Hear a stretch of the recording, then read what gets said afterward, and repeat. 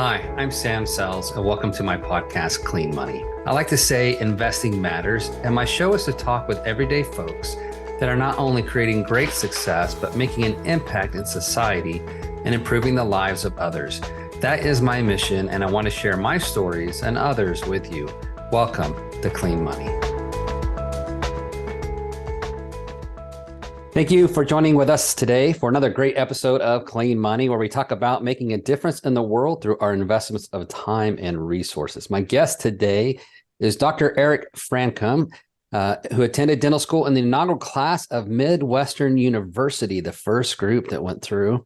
After dental school, Eric owned and operated 4 dental practices. 3 he started from scratch and sold them to a private equity group. Awesome. After increasing his net worth 4 times since the sale of his practice and increasing his passive income from $7,000 over 6 figures per month, Eric wanted to share his knowledge and teach others how to do the same. He now manages his wealth and investments in commercial real estate, private equity, and VC funds.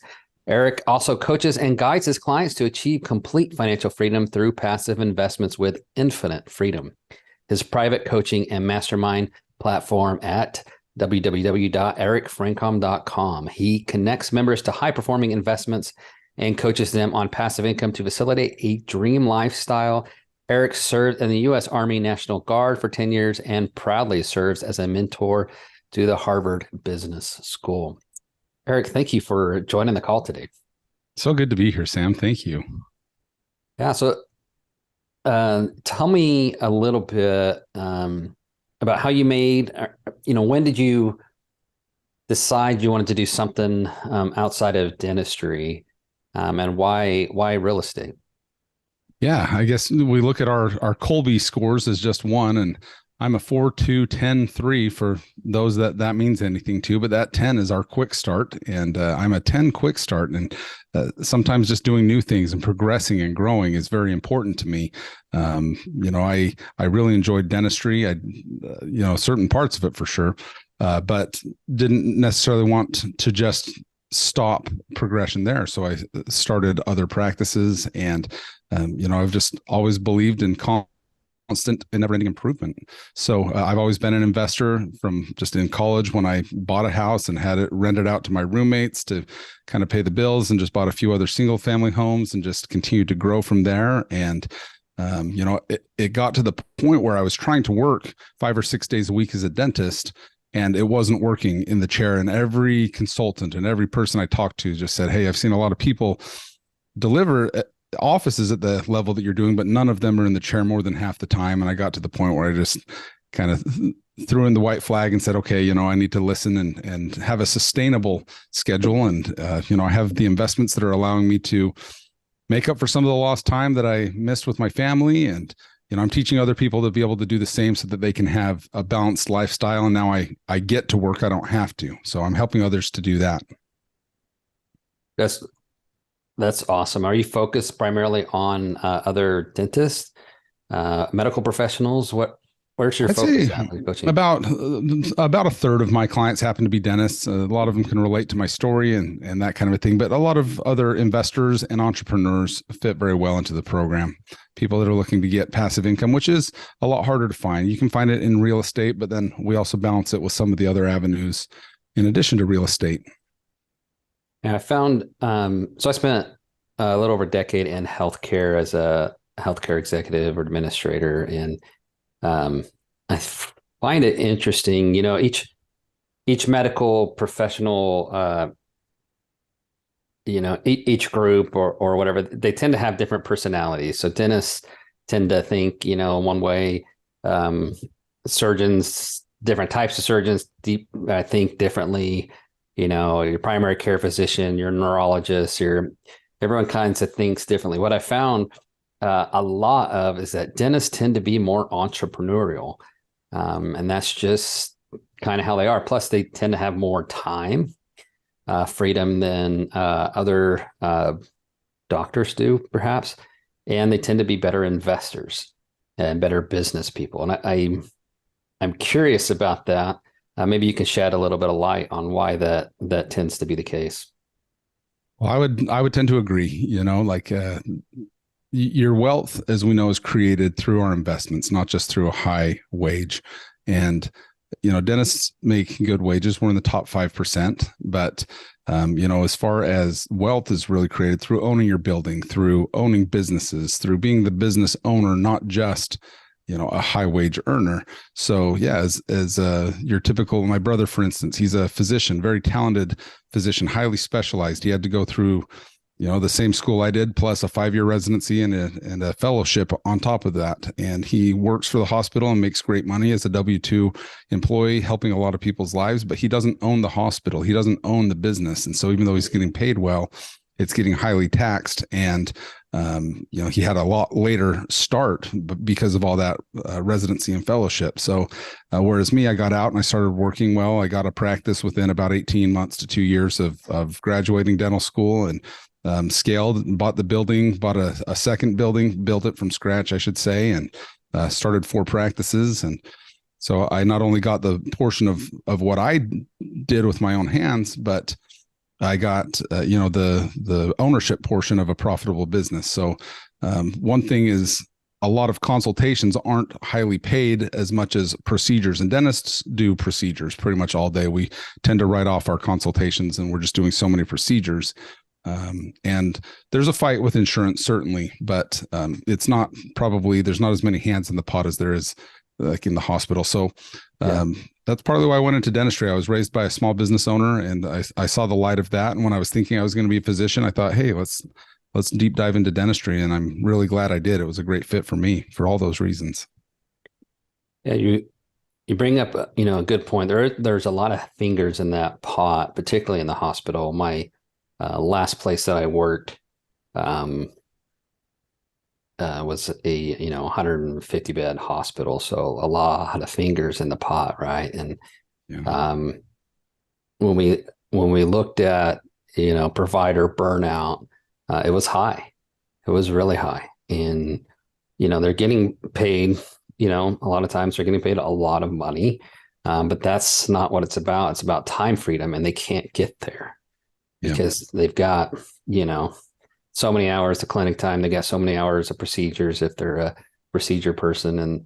And then they've got all the administrative stuff that they have to do to keep up with everything. And it just, as they burn out and they leave, it becomes more stressful and more strain on the other, providers who are there. And it's just a vicious cycle. And so I'm sure you talk with a lot of providers who are facing burnout. Did you say that you're still practicing dentistry? You're still doing that? I haven't practiced for a couple of years, but I'd love to get another group of practices, or at least a single practice going again. I'm enjoying the eye of the storm, so to speak, right now. I will always be an investor, but I feel almost a calling to be able to use the skills that I've been blessed to be able to, learn through school and to hone in. And so I would like to teach other dentists some of those procedures and kind of help them to be maybe junior partners or associate dentists. Not everybody wants to own a business, believe it or not. So to me, it seems like people would. To a business owners, it's like, why wouldn't you? But a lot of people prefer their freedom or want to work 2 or 3 days a week. There's more women in medicine than there ever has been, and they tend to work statistically more part-time. They want to be home more often with children than men do. And so, yes, I would like to get back into it and to be able to serve. But right now I'm just having fun, taking some trips and being able to, do some dentistry in other countries and to be able to help people, in a philanthropic way. Yeah, that's great. So let's talk about that philanthropy just for a second. I spent a lot of time overseas, and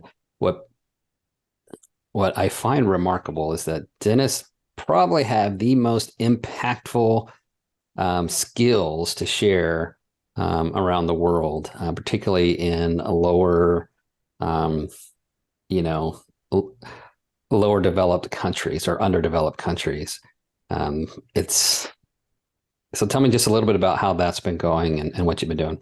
Yeah, I mean, it surprised me when I came into the profession just how people in the underserved countries, like you mentioned, they want to see the dentists at least or most oftentimes more than they'll even want to see a physician. I mean, if you have a toothache or if you've ever had one, that doesn't really wait, and it's not a pleasant situation. It's a serious infection, and it's that way for a reason. We have this infection close to our brain that can become very, very serious and life-threatening, and it needs to be taken care of. So yes, it is a good opportunity to be able to help, whether it was through the military or through private organizations, or even right now while I'm focusing on these investments and what I'm doing, even being able to donate to like my friend Mark Costas, who has his own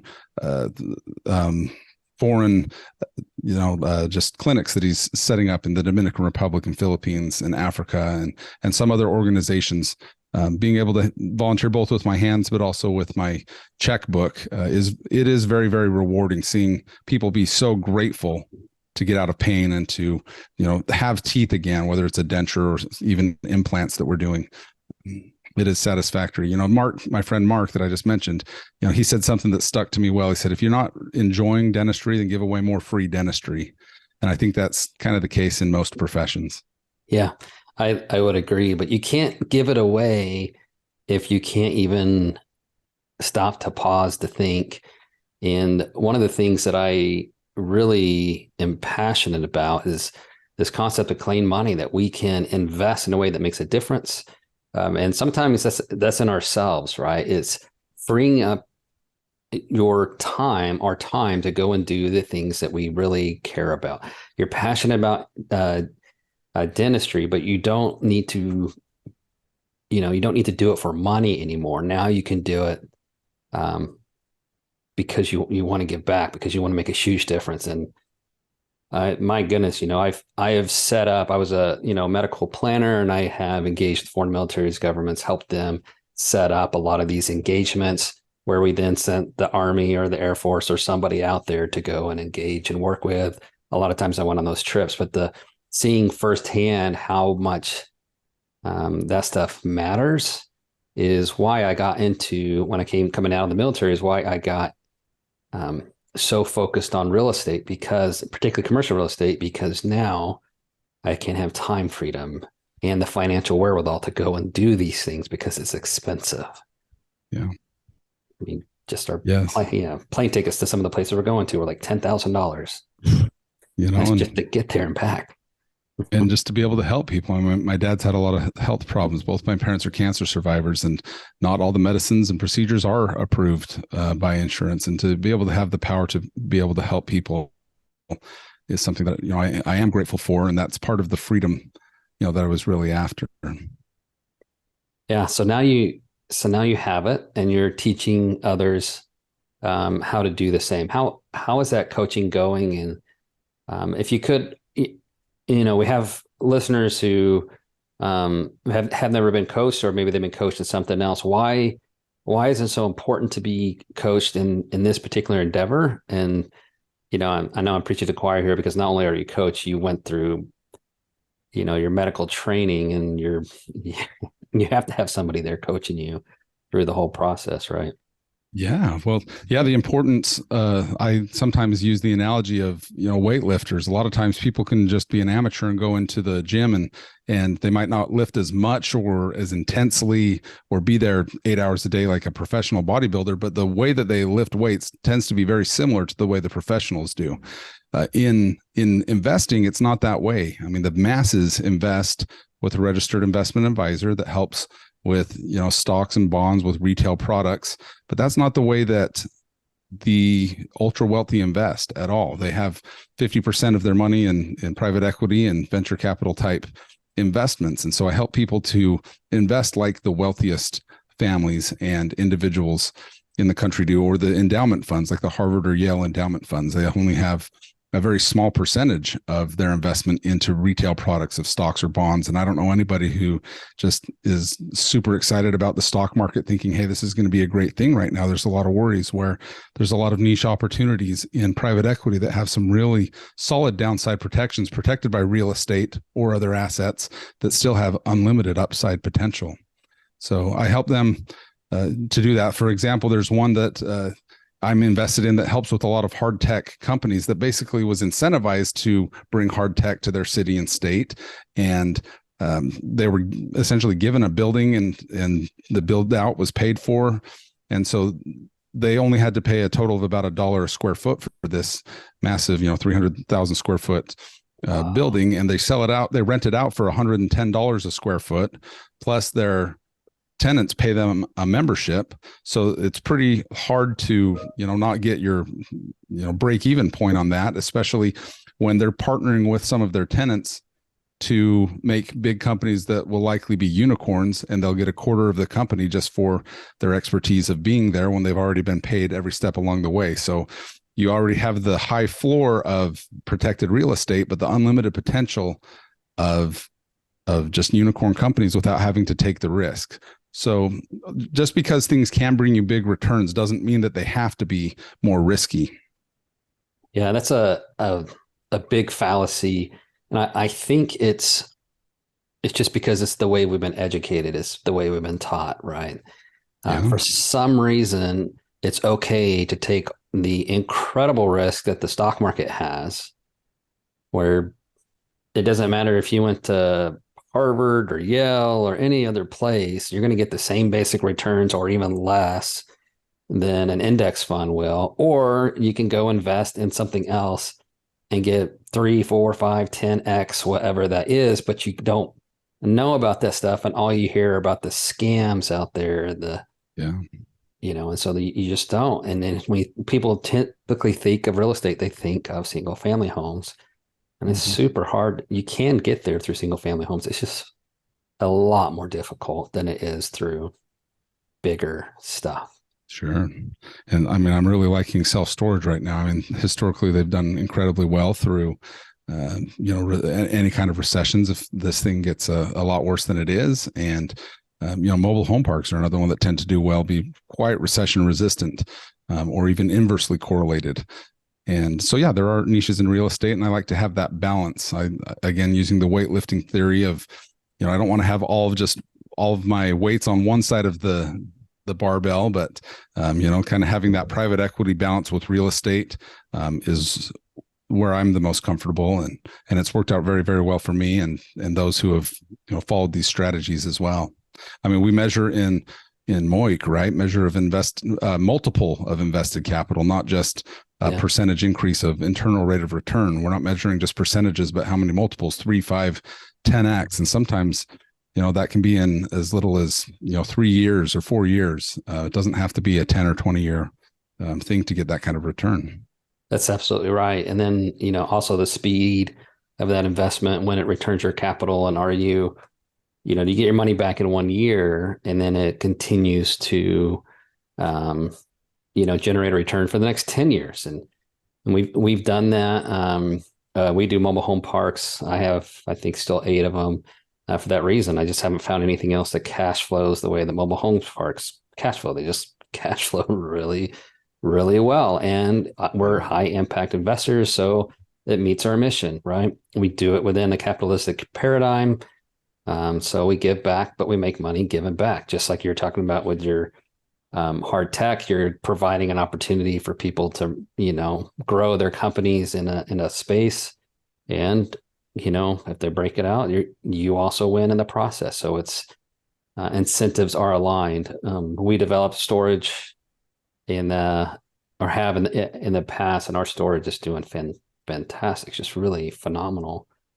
I'm so glad to hear that. And I wanted to grab that point too, investing in the hard tech and some of the other things. I know you're all about clean money, and I think we're very much aligned. I always tell my investors, as an investor, you get paid to make the world a better place. Yeah. That place, for example, that we're investing in, they're helping with, making actual meat through, essential stem cells that are, like no chicken was harmed in the making of this meat, but it's real meat. Or same with leather, the same way, or vertical farming, that people can grow things right in their own house for a very inexpensive amount and very, very little water. Robotic hands. My brother had a amnion band wrapped around his hand, my brother's son, my nephew, and he was born without fingers or a thumb, and he's going to be able to have just incredible technology of robotic hands that get going. So yes, we do get paid to make the world a better place, and it is fun to watch. Yeah, I 100%. And I've just spent so much time in the poorest countries on the planet, Afghanistan, Chad, and many other places, and just thought, we can do better than this, rather than just investing so we can buy more stuff, or be cooler on Instagram. We can invest to make a difference. And Right. there's a lot of people out there that do that. We just it's not as well combined or consolidated as I would like it to be. But that's why we're here spreading that message. Absolutely. Well, Eric, what's next for you? That's always the question, right? Yeah. Like I think that the beauty of having white space on my schedule allows me to create, allows me to be bored, allows me to jump at opportunities when they come. When we're, just in the proverbial coal mines working away the whole time, we can't really create other things. I mean, I have physicians and dentists and entrepreneurs that are clients of mine that I can give them a really, really good opportunity that doesn't take a lot of their time. And even just to fill out the paperwork, which isn't that lengthy, they miss those opportunities because they're just so focused on, just grinding it out and what they're doing. So I will continue to grow. I'm working on my book right now that'll be released probably Q3 next quarter of this year, the same name, Infinite Freedom. And, just getting the message out, just helping other people. I'll continue to find some of the best deals. We have some that are paying over 35% in just monthly payments, just complete passive, as well as having equity that's growing at the same time. And so that, because there have been so many good investments, I really have set that as my floor, really 36%, which is, the law of 72s. 72 divided by 36 is 2 every 2 years. My money would double as having that be the minimum if everything hits its projection, which they don't, but some hit far beyond that. So by having, those 36% returns, my money can double much faster than it would, and something that can't even keep up with inflation. And so I'm just helping other people to be able to get to work and not have to work as well. And so the goal is to, deploy billions of dollars through, people that are like-minded, and to make the world a better place and help them to get to work and not have to work. That's fantastic. I love hearing that. It aligns, perfectly with us, with what we're doing and what we have been advocating. And thank you for, playing, the same beat, the same drum. And it gives me more faith that there's plenty of folks out there doing the same. Unfortunately, we met a lot of really crummy people in commercial real estate. It's in an investment in general. It's part of life. People get addicted to the cash or the return. But unfortunately, we're trying to, as we continue, we're making a difference. And I know you guys are making a difference as well.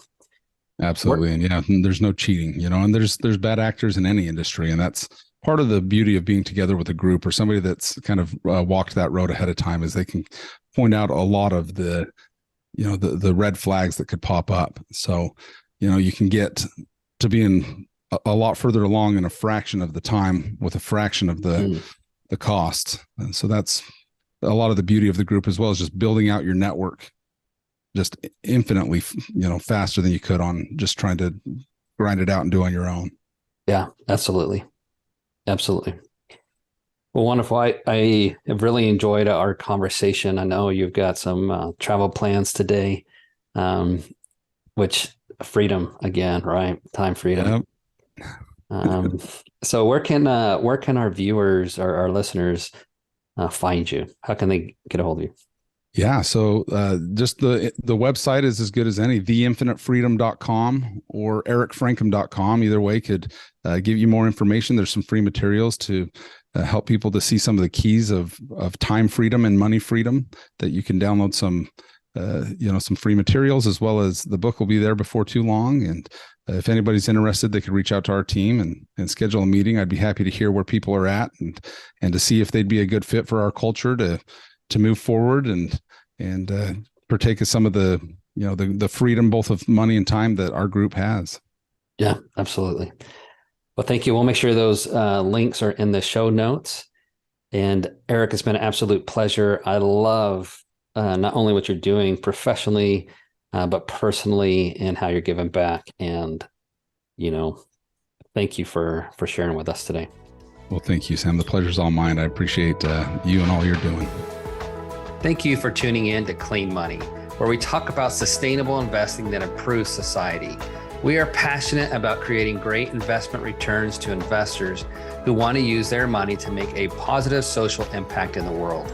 If you enjoyed the episode, we'd appreciate a 5-star review. And if you are interested in making your investing matter, please connect with us at wildmountaincapital.com, or you can find me, Samuel Sells, on LinkedIn, on Twitter at Sells_Samuel, on Instagram at Clean Money Sam, or on Facebook. And finally, make your investing matter.